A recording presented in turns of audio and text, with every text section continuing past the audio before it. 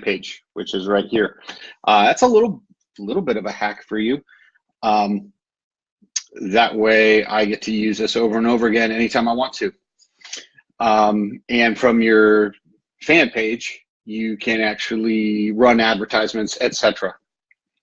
So if I'm a little red in the face, can you hear me all right, Gene?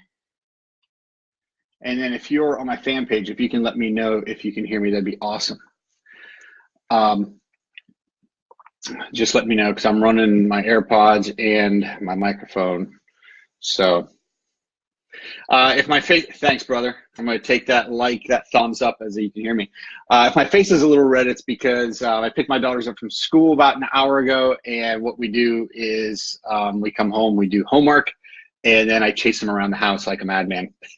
And they love it, and they scream and giggle. And so we just got finished doing that, and now it's time to jump on here. So hopefully all the blood will leave well, not all of it, but most of it will leave my head, and I won't look like a red apple shining on top. All right, so let's jump in. I got, let's see here. I got 10 questions, I believe, not on purpose, 9. I announced this morning that I was going to do a Q&A on new coaching, and that I was going to go live, and I let a few people know, and then I just got inundated with questions. So how I'm breaking this out is I'm answering them in the order they came in, and then some of them, however, I'm breaking up and connecting to other questions because some of the questions are really similar. And so that ends us with about 9 questions in total. I love doing Q&As because I know what I'm sharing is exactly what people need to hear, because it's the questions that they've asked, if that makes any sense. I'm going to turn this that way just a little bit more. So yeah, let's just jump in. If you have questions while I'm scrolling through this, add them on there. Please, if you're watching this and it isn't live, feel free to shoot me a message and ask a follow-up question. I will get back to you. So first question comes in from Edwin, and I'm connecting it with another question. You know, he asked a really basic question, and that is, how do you get started? And then the question I'm pairing that with came from Patrick, and he asked, how did you organize, prioritize your time in the beginning? So these are really kind of similar, so I'm going to do them at the same time. So how did you get started? All right, Edwin, this one's for you.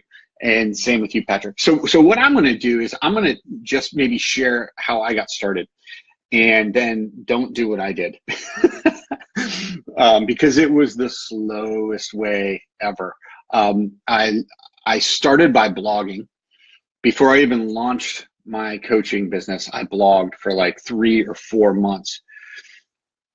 And what kind of coaching is this, Ray? This is literal coaching for brand new coaches who are trying to launch their business, or newer coaches, 1 to 2 years, steps to do. And I just take live Q&A questions that people have sent in. And much love to you, Ray. Ray is the love guru. So how did I get started? I got started by blogging. And my thought, I didn't know what else to do. It's what all the gurus did. Gurus. By gurus, I just mean people who were having a really large impact to a really large audience. That's what they were doing. I thought, man, that's what I'm going to have to do. I'm going to have to start blogging a lot. They're going to have to be good blog posts. I wanted to become a better writer, so I was doing that a lot. And then after blogging for several months, then I launched my coaching business. I built a website. I started an email list. These were all the things that the people I followed told me to do. And by told me, I mean, it's just what I saw them doing. And I just thought, yeah, that's what they did. That's what I need to do. So I started modeling myself after big name coaches, and it was just the biggest mistake. So that's what I did. And I pretty much just kind of hoped that I would write a blog that someone would see and it would get shared and would go viral, and then people would read it and say, oh, this guy's really wise, I should hire him to be my coach. Which is really a terrible way to launch a business. And we're going to get to that a little bit later. So a better question than how do you get started or how did I get started is why? Why do you do this? Like, why did I do the things that I did? And like I said, the reason was because I was following gurus.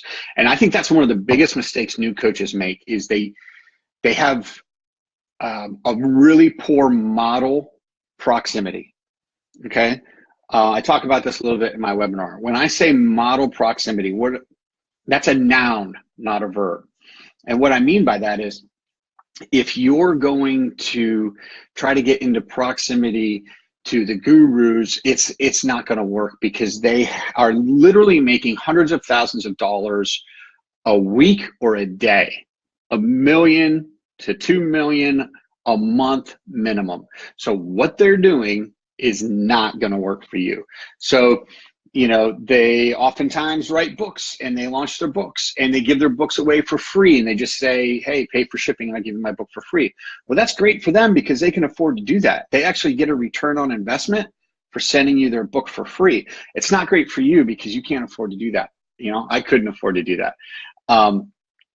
So they're pumping money into advertising. They're doing all these things. And so just having a blog or having a podcast or doing whatever it is that you're modeling after the gurus will get you nowhere fast. And it'll keep you stuck there for a long, long time. So that's one of the mistakes I made. Model proximity would be find someone who's not making $100,000 a week or, $1 million a month. Find someone who's maybe making like $20,000 a month. And, connect with them, start following them, see what they just did to get there. What did they just do to get there? If you are trying to model yourself after a guru, you're going to break yourself quick. You'll be critical of yourself. You will get discouraged because what you're doing isn't working the way it's working for them. You'll fall into a comparison trap, and there's nothing less loving towards yourself than comparing yourself to other people, either people ahead of you or people behind you.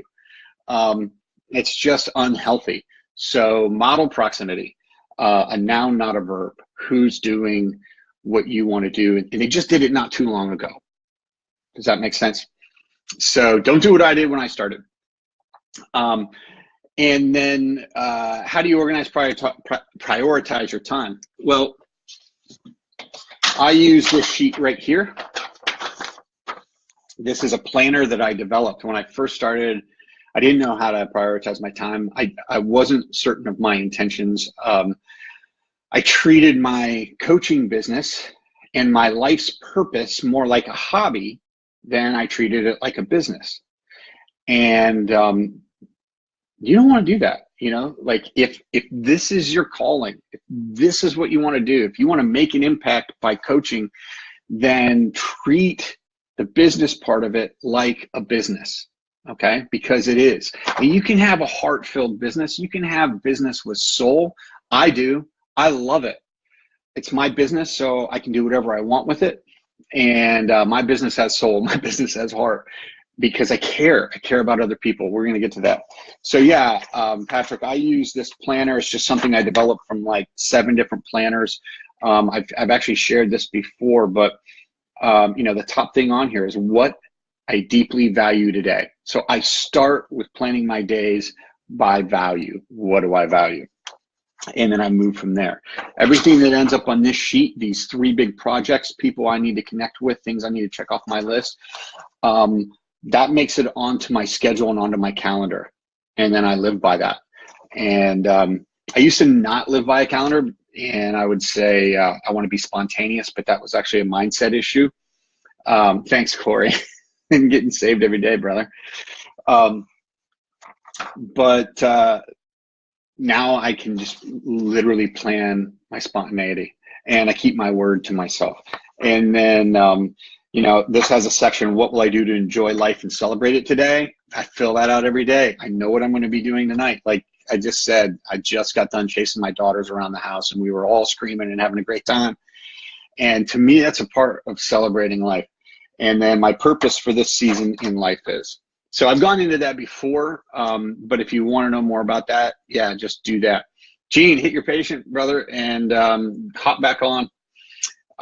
Thanks for pulling in, man, especially letting me know. So Edwin, I hope that helps you a little bit. And Patrick, I hope that helps as well. Second question.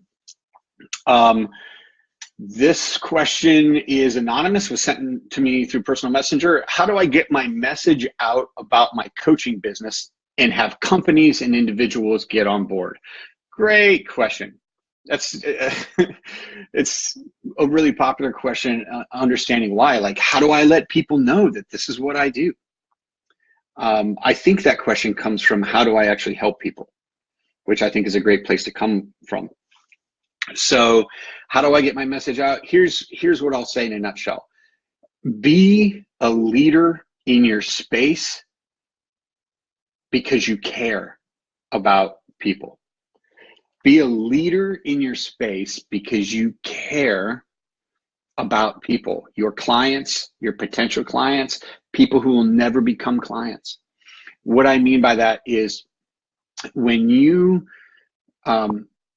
do this by speaking to the pains, to the dreams, and to the desires of your potential clients in your market. So how do you do that? Like, how do you know what those are? A few things. This is important. If you want to write this down, write this down. This actually is really important. Super clear on who you work with and what result you get them. Like, who do you work with and what result do you get them? If you don't know that, you don't know who you're speaking to. You're just kind of like shouting into the wind and nobody will hear you. What are those, once you get that person in mind, what are their pains? What are their dreams? And what are their desires? What are their pains? What are their dreams? What are their desires? Start speaking to those from your level of expertise, from what you know about coaching. What are the mistakes that they're making? If you know your potential client really well and you know that they're making a particular mistake, you can speak to that and save them the pain. You're giving them knowledge they don't have to pay for. If they're just paying attention, you will be able to help them and you will distinguish yourself as a leader who cares. So you get super clear on who you work with and what result you get them. You know their pains, dreams, and desires, and then you speak to those things. This is one of the first thing we do when I bring a client on who's a new coach or aspiring coach. First thing I do is mindset. And next thing we do is we hone in on these three things, okay? Pains, desires, dreams. Who do you work with? What result do you get them?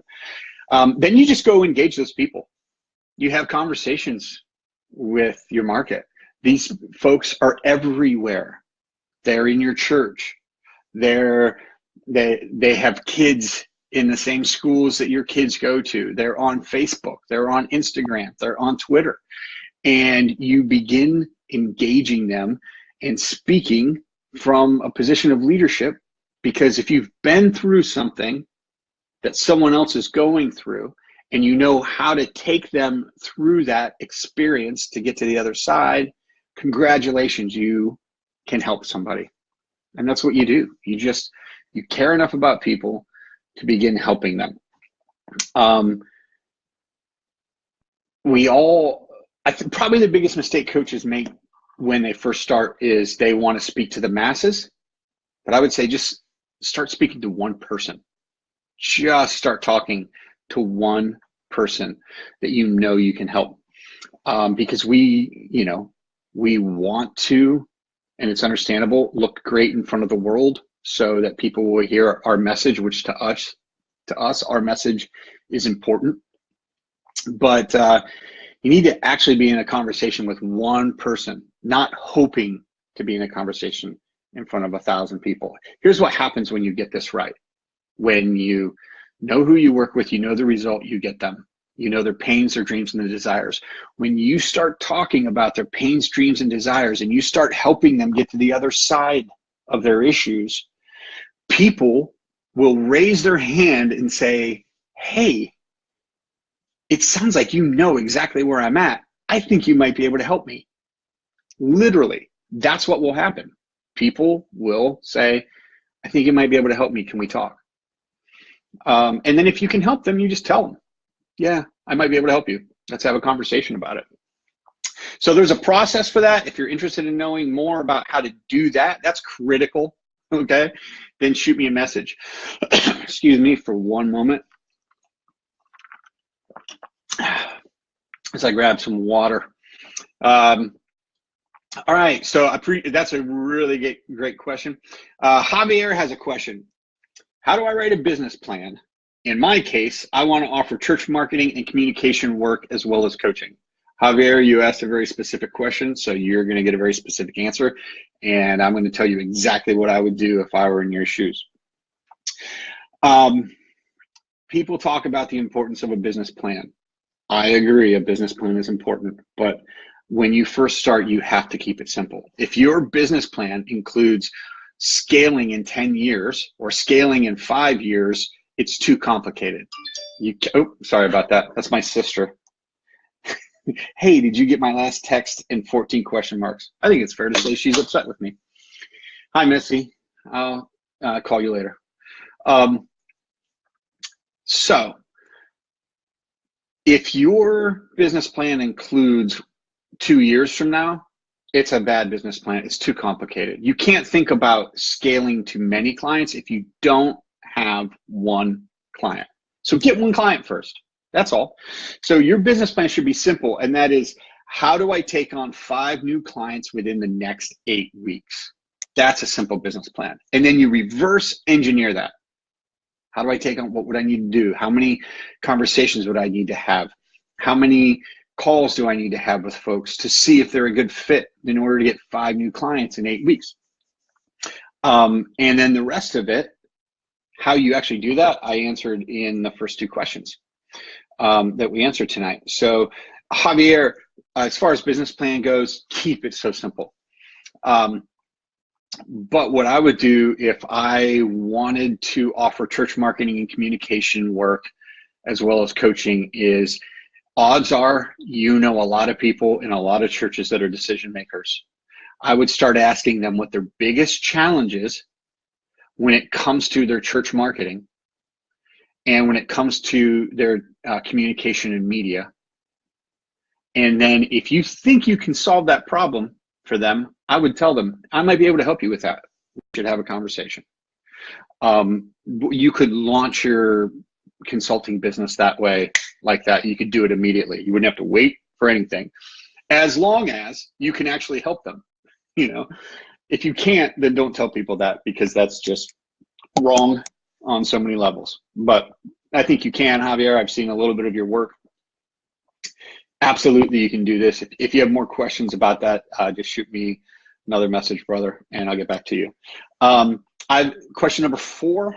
I've been thinking about launching a coaching. This one also is anonymous, asked to remain anonymous, and that's fine. You might ask yourself, why is it anonymous? Maybe people don't want their bosses to know they're launching their own business. Question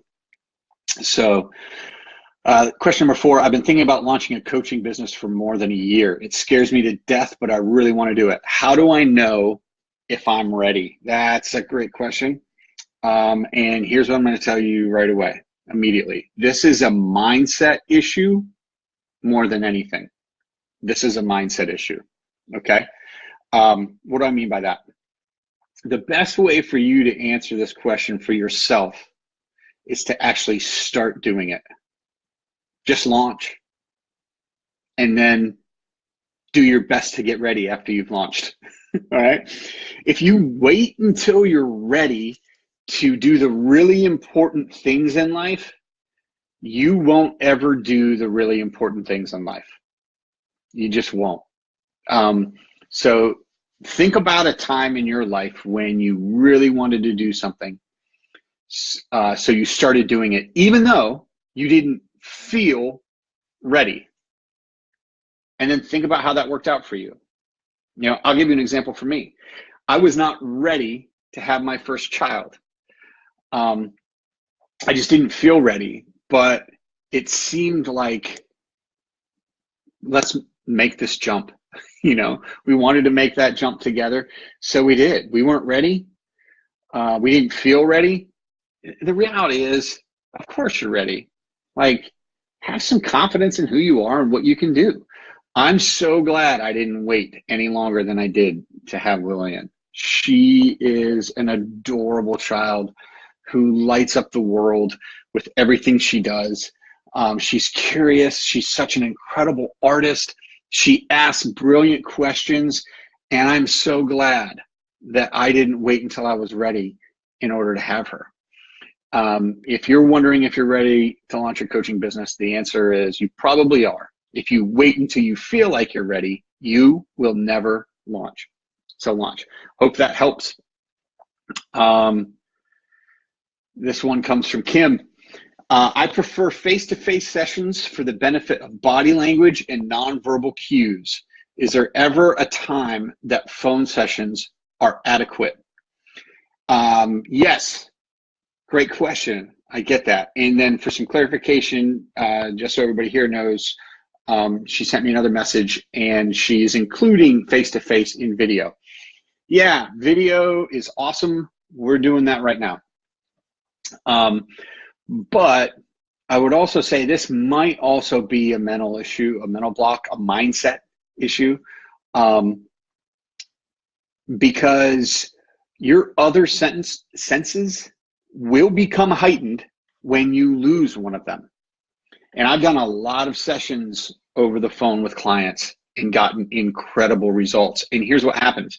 When you can't see the look on their face because you're watching them on a video or interacting with them on a video or even face-to-face, you begin to hear it in their voice. And now it's at the point, like when I'm talking to a client, if I'm not looking at them through Zoom, if I hear a tone in their voice, I can almost guarantee you what their facial expression is. So yeah, you can absolutely be effective, more than adequate coaching over the phone. But if you like to do video, then do the video. If for some reason you're having technical issues, you can still have an extreme. I work with one of the largest banking firms in the world with one of their global heads, and we do all of our coaching over the phone. Very little video. From time to time, we get together in person because that company pays me enough to travel to do that. Here's the thing. You can have such a larger impact and reach and help more people if you're just comfortable with getting on the phone and you don't have to have the video. Now, I know your heart, Kim. You care about people. So I would say do both. Anytime you have the chance to be on video, to use Zoom or Skype or FaceTime, use that. But if you can't, don't let that slow you down or hold you back. You're awesome, and thank you for that question. Question number 6. This comes from Nick, and then Nick's got another one later. We're going to hit that. What are some of the challenges in starting a new business while still remaining responsible within your current employment? Fantastic question. I actually months ago, I think it was months ago, I did an entire live just about this one topic.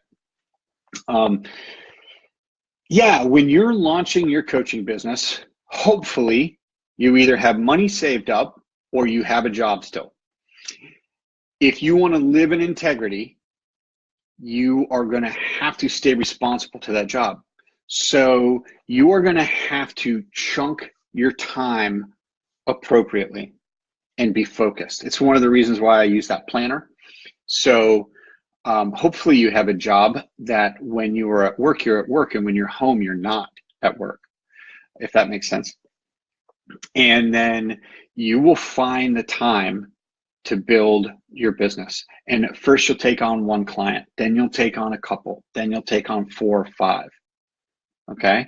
And you'll just do it when you need to do it. So when I first started, I was working a part-time job and I launched my coaching business. And so I also had my daughters, single dad, and so I didn't want to cut time away from them.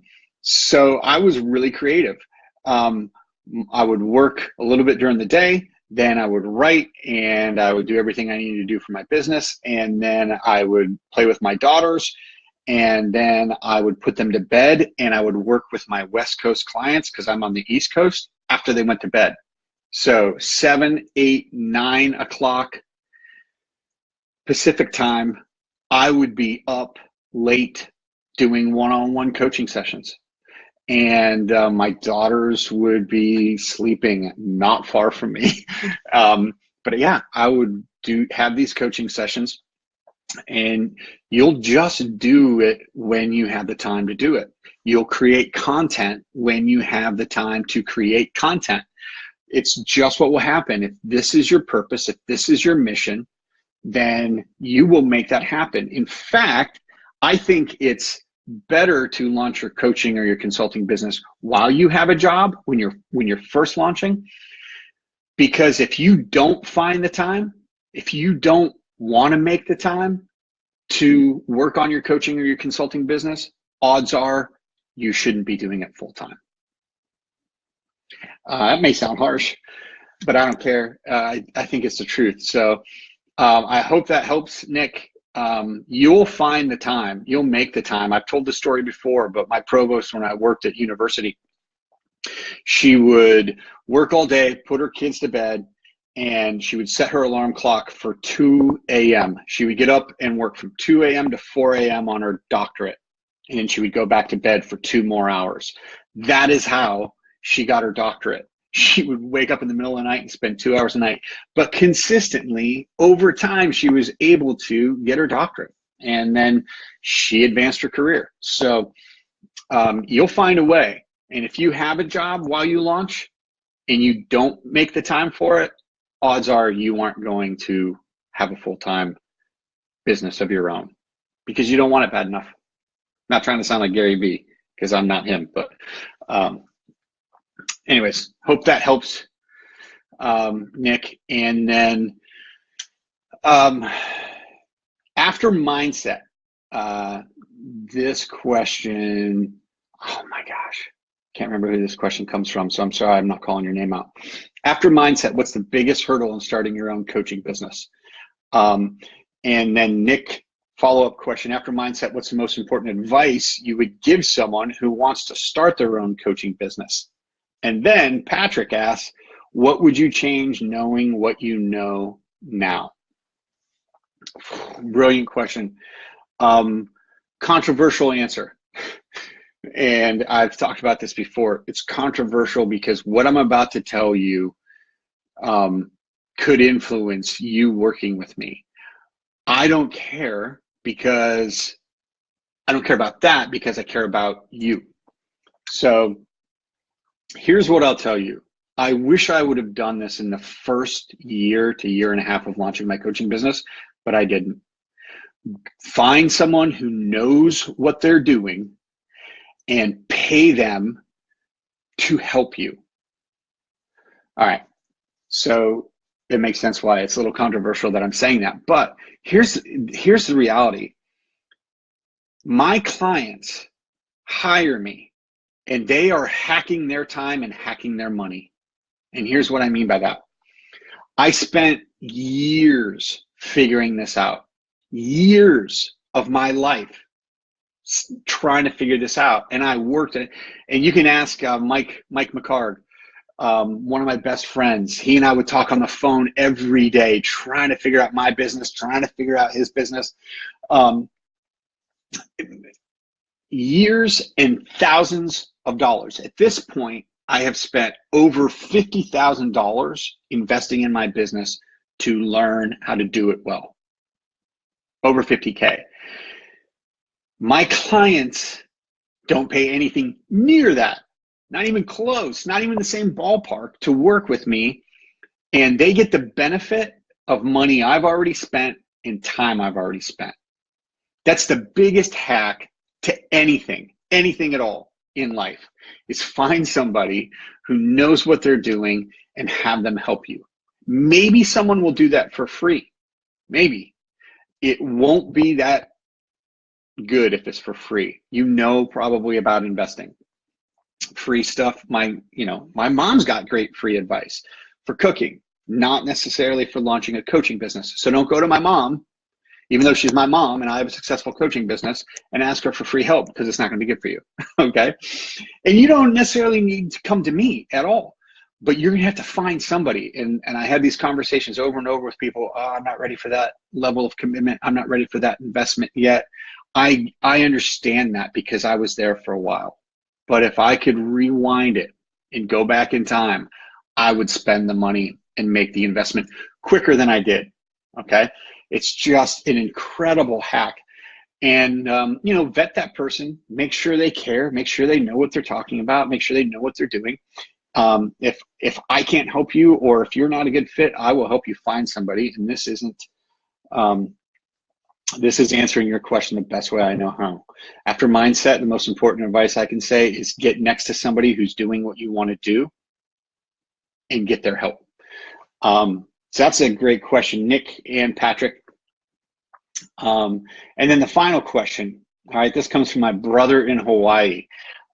This is a great question. Is it best to start with one-on-one coaching or group coaching on some sort of membership site or Facebook group? It's a brilliant question. I know that you obviously know something about launching your coaching business already. I cover this in my webinar, but here's the short answer. I believe the quickest way to get to a sustainable size where you don't have to work another job when you're launching your coaching business is doing one-on-one coaching. It's the quickest way. It gives your clients the most attention. It helps you be the most dialed in to their needs and pains and struggles to get them results. Okay? And so whenever I say this, people go, oh, but if I did group coaching, I'd only have to work an hour a week. That's not true. And if you're looking to only work an hour a week, you're going to go out of business so fast. All right? The only people that works for is nobody. The liars will tell you they only work 4 hours. I was in a conversation with someone the other day, and she was like, yeah, I only work 4 hours a week. I let my business work for me. I know that's not true. I know no one builds a strong, sustainable business working 4 hours a week. Nobody. Tim Ferriss wrote the book, 4 Hour Work Week. That guy works more than 4 hours a week. Are you kidding me? So yeah, it just doesn't work. But one-on-one coaching, and let me break that down for you, what that looks like as we wrap up. One-on-one coaching, and let's say you've got, you could take 10 clients on in a month, okay? At a bare minimum, that's 20 hours a week if you're doing one session a week, okay? 1 hour to be with the client, just ballparking that you work with them an hour. 1 hour to prep and follow up with that client, okay? So that's 20 hours worth of work a week, all right? Fill those 10 slots. Focus on that. Don't worry about group coaching. Focus on that. From there, once you fill those 10 slots, then raise your prices, okay? You're a brand new coach. You need to get revenue coming in the door. So fill those 10 slots with one-on-one coaching. Once you hit those 10 slots, raise your prices, okay? Some people may drop out. Fill them to 10 again, those 10 spots. And once you hit that, raise your prices again. Then consider taking on an extra 5, so you've got 15 clients, okay? You can get to 5K, 10K, 15K a month doing this. I'm dead serious. Anytime I tell new coaches that they can do that, I can tell they're looking at me like, I don't think I can ever make 15K in a month. It's so possible. That's a mindset issue. It's so possible. And you can do that all one-on-one working with clients. So that's where you start. All right. Start one-on-one. Don't do group coaching. All right. I know people who do group coaching to try to start their businesses, and it takes them forever to get a sustainable income. One-on-one is the quickest way. I think it also serves your clients the best.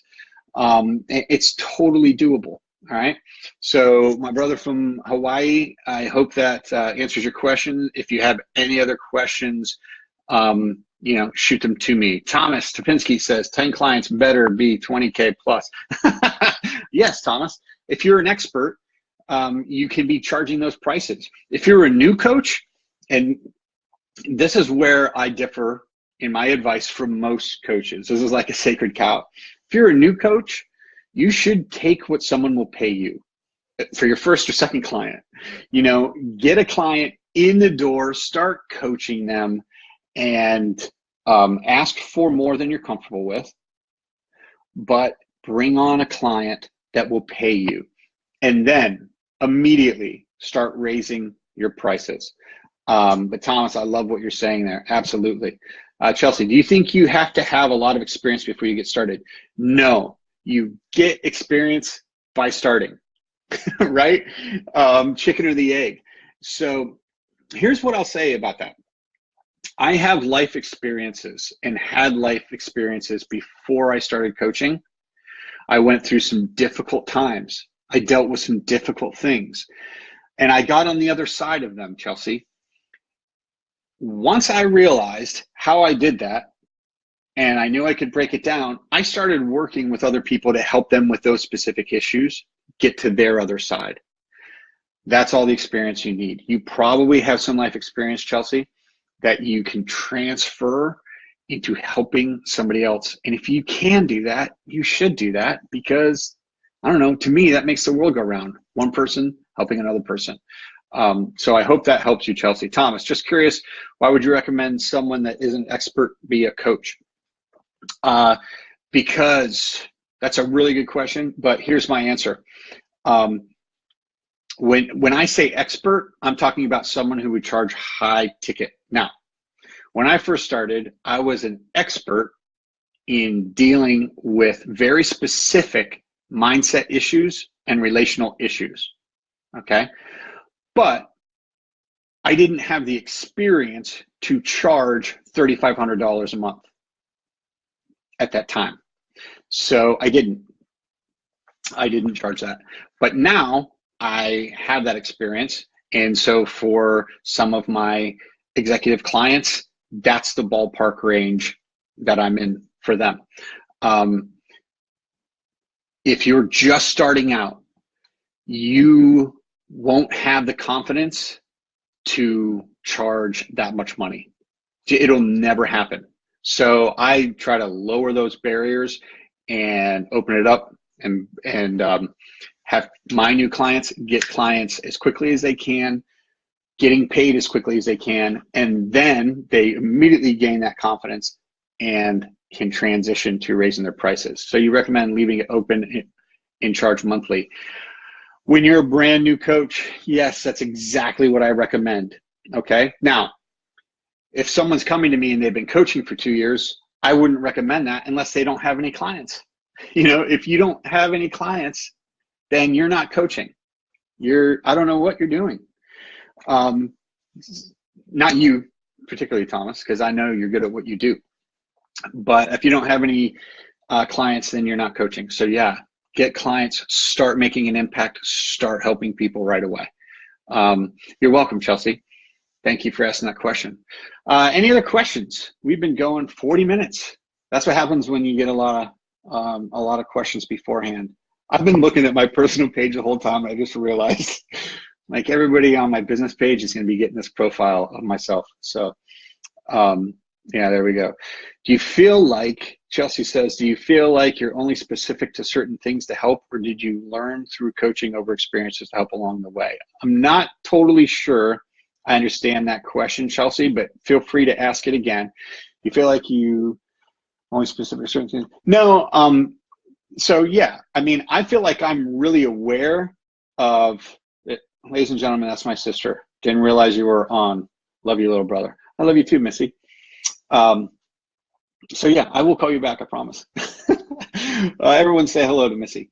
Um, so, Chelsea, I have an awareness of what my expertise is. My expertise is in helping new coaches launch their coaching businesses or newer coaches gain their first clients.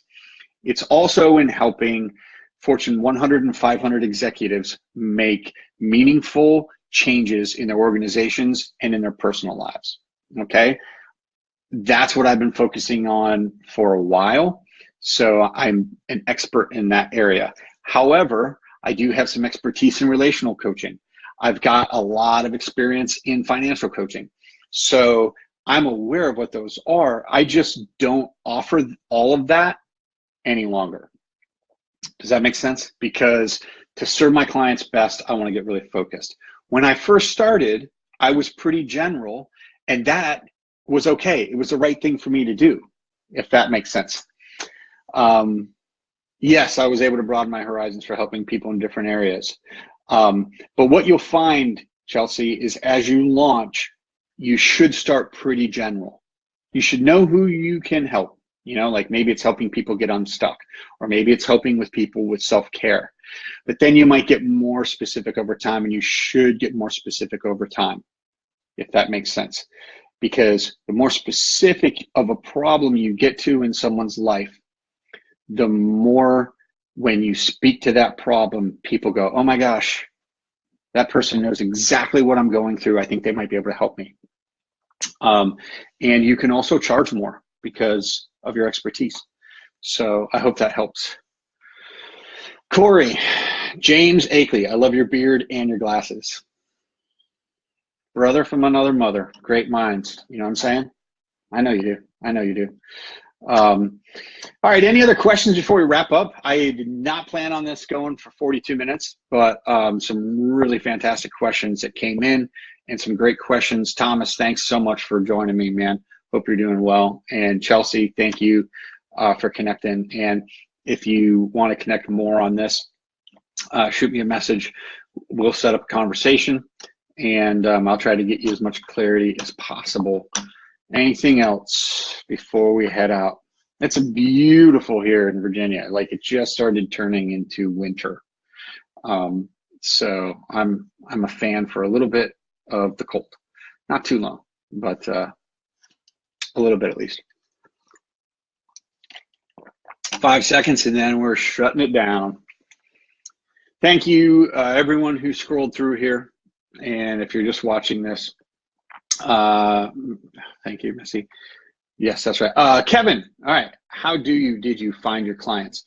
Great question, Kevin. I know you popped in late. That is at the beginning. But to make it short, I just kind of touched on a little bit. The first thing I did was got clear on who I work with, what result I get them. What are their pains? What are their desires? What are their dreams? What mistakes are they making? And then I just started engaging potential clients and people and figured out if I could help them. And if I could, I would let them know. Joe, what advice do you have when niching down in the process of? Great question. So this isn't a question for new coaches. I'm going to answer it anyways because you're awesome, Joe. New coaches shouldn't niche down right away. I don't think they should. I think they should niche down just a little bit. Like I help people get unstuck, or I help people with self-care, or I help people balance their lives, or I help people balance their checkbooks. I help people with the struggles of relationships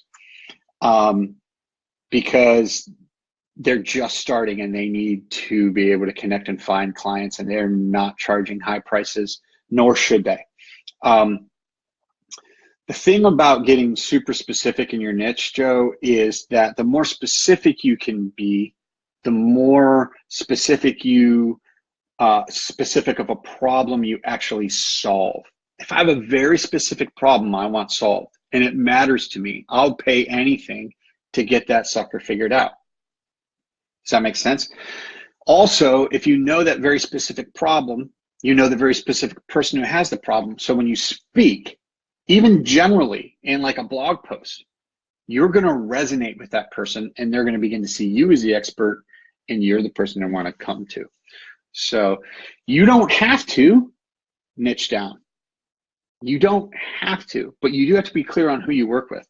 So let's say you like helping people. Listen, I help new coaches launch, and I love working with executive clients. And right now, I don't have to pick one or the other, right? So I've got a niche for each, and my messaging sticks within those niches. What I don't do is I don't help people who want to get super ripped and cut and shredded. I send them to Nick Peterson, because that guy has forgotten more about lifting and nutrition than I will ever learn.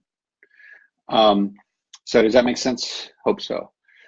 Chelsea, when did you feel you were ready to launch? I didn't. Chelsea, I didn't feel like I was ready. I just did it anyways. When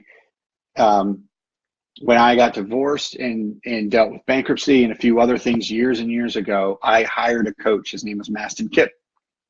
He does the Daily Love. He's awesome. I talked to him, and he was like, hey, you need to become a coach because you have what it takes. And I fought him on that tooth and nail. And so I just stopped altogether pursuing anything like that. But I had it tucked away. I didn't feel like it.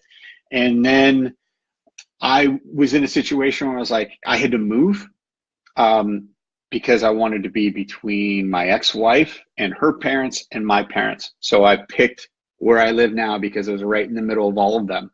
And I thought, man, this is the time to do it. And I wasn't ready, but I did it anyways. Hope that makes sense. Kevin, rock on yourself, man. It's been a pleasure getting to connect with you and know you. Tommy Sheehy, you don't understand. The original life coach from the hurricane. Oh man, Tommy, how many people have you coached in your life with a counter between you? I bet it's hundreds of thousands. Chelsea, fearless, love it. All you need is a desire to make a difference. Absolutely. All right, I'm going to wrap this up. Much love to everybody here, and thank you for coming on and for asking questions. And if you have more questions, throw them in the comment section or shoot me a message. I connect with people all the time. Happy to try to answer your questions or get you the help and the clarity that you need. All right. It's time to go play with my daughters. That's what's up. It's Taco Tuesday on Monday. Taco Tuesday is happening tonight because on the way home from school, my daughters were like, oh, Daddy, we want tacos. I was like, but it's not Tuesday. And they're like, Taco Tuesday on Monday. All right. Thank you, everybody. And we will do this again real soon. If you have any questions, just shoot me a messenger. See you.